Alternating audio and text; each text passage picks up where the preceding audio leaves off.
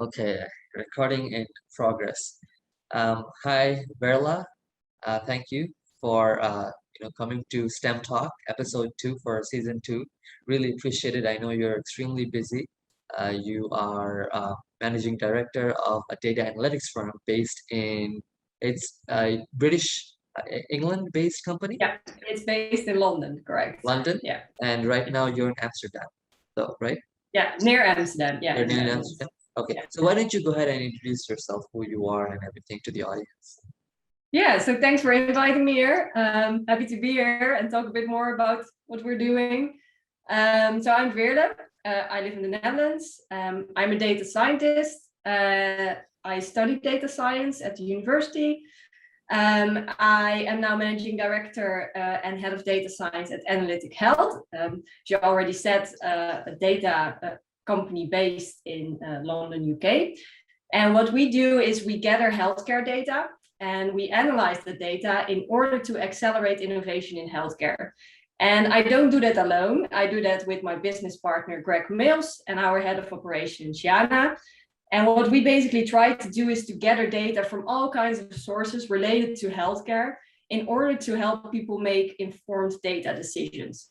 So we gather that data, we validate the data, we analyze it, and by doing that, we hope to enable healthcare professionals to make more informed data decisions. That's pretty So that's a bit in a nutshell what who I am and what I do. How did you get here? Like, you're a managing director of an analytics firm. What is your history? How did you even get interested in coding and the tech world? What happened? So yeah, where do I came from? Just for reference, I'm 27 years old. I graduated university 5 years ago, so I'm working for 5 years. But I did a bachelor in business economics. And after that, I did a board chair at a study association. And then I started my master's. And actually, in that year, when I started my master's, it was the first year that my university set up a master program for data science specifically. So it was the first program in the Netherlands that was actually tailored towards like gearing future data scientists with all the tools they need in the work field. So that was a 1 year's master. And after that, I was a master in data science. And then I immediately started working. I started at a consultancy firm, IT consultancy firm, but I found that it was not really my cup of tea to do, to work there. So I moved on to a large energy company in the Netherlands where I worked as a data scientist. And after that, I ended up in the pharmaceutical industry with a big pharmaceutical company in the Netherlands where I worked for almost 3 years. But I always had the feeling while working somewhere, I missed something. I wanted to do something else. So I founded my own company back then, and I provided data science consultancy. So I started small with doing just some mentoring on the side to learn other people how to use programming languages, in my case R, which I will tell more about later. So I started to learn people things, and I started to do some consulting here and there, and that grew a bit bigger. So then I made the step to like go full time to work for myself. And during that time, I met my current business partner, which is Greg. And then I joined basically forces with Analytic Health, and that's how I became like managing director there. So it's, yeah, I think also with Greg and Analytic Health, I started small with like small jobs, and then our relationship grew into the friendship and business partnership we have today. And now I'm doing that full time, basically. That's very good. So do you do work with an extended team that you might have for Analytics Health? Do you Yes, manage so me and my business partner and Jana are the three like core people. We are the core team, but we also have developers who are helping us with all kinds of stuff. For example, UX design of our applications, or helping to develop our applications, or help us with coding here and there. So yeah, our team is growing even, and it's very nice pretty cool. as well. What is your secret sauce to team management? Yeah, that's what I wanted to ask you. Well, what I find very important that everybody has the freedom to do his or her work the way he or she wants to. Mm. I'm not the type of manager who is saying like, I want you to work from 8 in the morning till 5 in the afternoon, and I want you to do it like that. No, I really don't care when you work and how you work. You can work at the beach for all that matter. You can work in the mountains. You can work from home in an office. I really don't care. You have the freedom to do the work the way you wanted to. And I think that's what I myself missed when I was working at an employer. So I always try to think like, would I like that myself? Like if I would do this or this way. And I try to be like the person that, yeah, that doesn't, that really thinks about, okay, would I prefer that? And if I don't ask that from the people who are working for us either, because I don't see the point. As long as you do your work and deliver great Deliverables. results, Yeah. yeah, then it doesn't matter. So this is a good time to plug in R, I think. I'm just gonna let you talk about what is R and what do you guys do with it. Yeah. So R is a programming language, and R enables you to analyze data. You can just so people know, I use R too and I love R. Yeah, please continue. Well, I love R too. So actually at the university, at my data science master, we learned two programming languages, the main programming languages, which were R and Python. I always stuck more with R somehow because I found that more intuitive, Same. easy to understand, easy to work with. Python is great. I don't have anything against Python, but I prefer R. I don't know. Just it's amazing. But it is a programming language which is very, you can use it for a lot of things. So you can use it to analyze data and visualize data. It's very good at that. But you can also use it to make applications, to retrieve data from anywhere in the world, really, to do quick processing, to really set, bring R into production. And at Analytic Health, everything we do has R as its foundation. So a lot of people think that R can only be used like for academia or is used on university only, or that nobody in the work field uses it.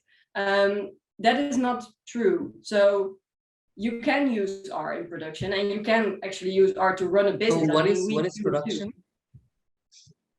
For people who don't know.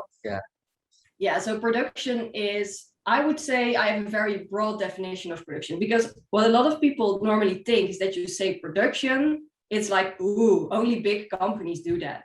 Like only big companies do production. That production is only for like big companies. That's not true. Production, you already have something in production if one person relies on it. So let's say that you make an app, and let's say that you publish this app to the web, and one person, your neighbor, likes to use that app and depends on it to make his or her decisions to do something. That's already when you have something in production. So it's already in production if you have people relying on it to make informed decisions on. And that doesn't have to be like this great $1 million app, so to say. It can be like an app that you developed on your own, published to the web, and that people use. So my definition of production is like very broad, but production definitely has something to do with distributing whatever you made to somebody else. And that can be internally, that can be to the world, that can be to any size of audience, really. Well, you're kind of I can hear you, but you're frozen. So hold on and let me pause this. Resume recording, and we're back in action. Let's do it. Okay. So you have a very broad definition of production, which I actually am on the same page as you. If somebody is using anything that we have created or somebody has created, it is in production, and we need to, keep it live, right? As they say. Yeah. So, do you guys have like things called APIs? I think I looked up in one of your LinkedIn posts that you use when you use R. What is API? How would you explain a school kid API? Well, there is this analogy that we can use, and we call it the restaurant analogy. So let's say that you go to a restaurant and you sit at a table, then a waiter comes to you and asks you, okay, what kind of food do you like? You know, or what do you want to order? And you say to the waiter, well, I'll take that hamburger and some fries and a Coca-Cola. Good. So then the waiter actually walks to the kitchen, says to the cook, who is supposed to prepare your hamburger, hey, this client or this user wants to have a hamburger, go make it. Then the cook is, well, preparing your hamburger and your fries, gives it back to the waiter, and then the waiter walks with your food back to you and gives it to you. Right. That's the same way that an API works. So you make a request. So you are sitting at the restaurant table and you are making a request to the waiter, which is the API, to do something. And then this waiter or the API takes your request to the kitchen, which is the server. So your API takes your request to the server, then the server does something. It prepares your food or it prepares your data in this case. Yeah.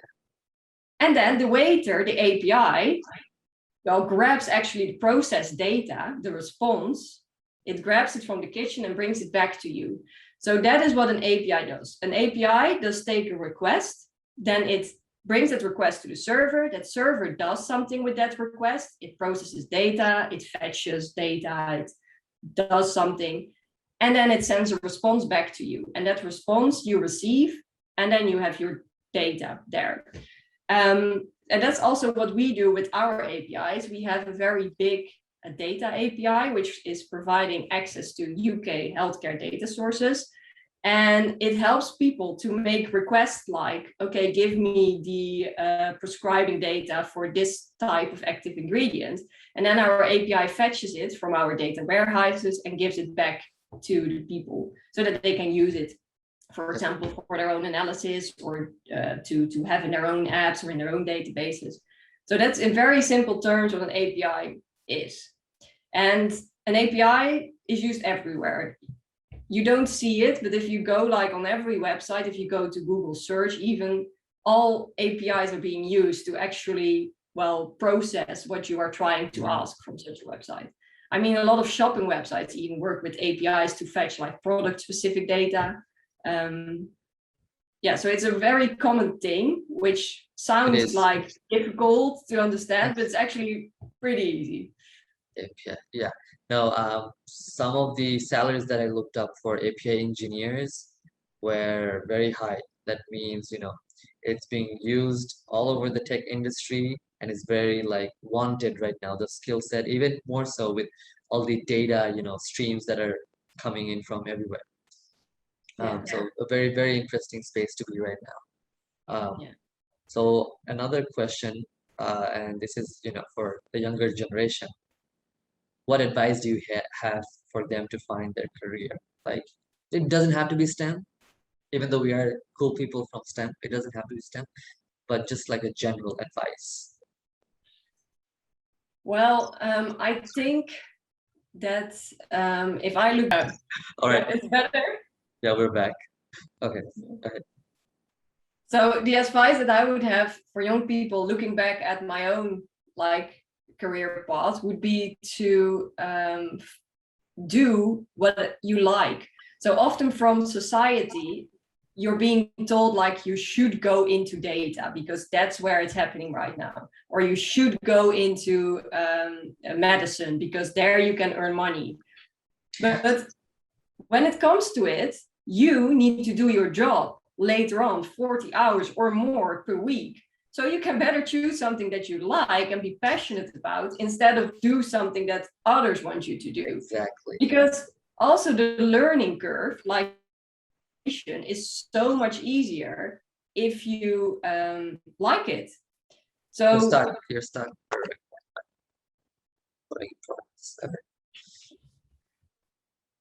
So where were we? Yeah, that's the problem, right? Where you have to do 40 hours worth of work. 40 hours, yeah. So you better like it. Yeah, so indeed, if you have to work that long days in the future, you better make sure that you choose a field that you're really passionate about. And that can be anything. And I believe that as soon as you are passionate about a field, then you also do better in your job. And I you think will, so too. yeah. Last question before the quiz starts. How do you see the future? What is your futuristic planet Earth? Well, I hope, like, if we are looking like way in the future, that we take better care of our planet. We're making a mess out of it, honestly. Yeah. I think there are a lot of things that we can do, and I hope that, like, for future generations, we will have actually a livable planet instead of it only making worse. And then, because I'm very active in the healthcare sector, I hope that there will be like innovation that will help people to get the treatment that they need and that they deserve actually at proper costs. I was gonna And say I that hope proper cost. Yeah. yeah, because that's an issue for most of the people, because medicines are sometimes so high priced. I hope that will be better. And I hope that we as a company can contribute like even a tiny bit to making innovation in healthcare more possible. And that's just, I think, my goal here. One of the big things, and that's a very nice goal you have, right? But one of the big things is a lot of pharmaceutical companies are using data science to narrow down on people who might have certain genetic disorder or genetic illness that will come out in the future, and they're making medicine, which is great, right? We're finally having solutions in medicines to deal with all these problems. But then, since these people with these genetic disorders are very limited, let's say a handful, they're gonna hike up the price of the medicine to a lot. So this is something I'm afraid of. But if we can somehow be ethical while we do use data science for, life science and pharmaceutical, I think, just like you're imagining the world, I'm also imagining a very similar world. So hopefully we'll Yeah, I think we should take care of each other. yes, yeah, And that we should do that. Also, that's a responsibility that you have as a company to social contribute responsibility. actually to the world instead of only thinking about your own business. Yeah. Thank you so much for this conversation. I am gonna go ahead and start quizzing you on Europe.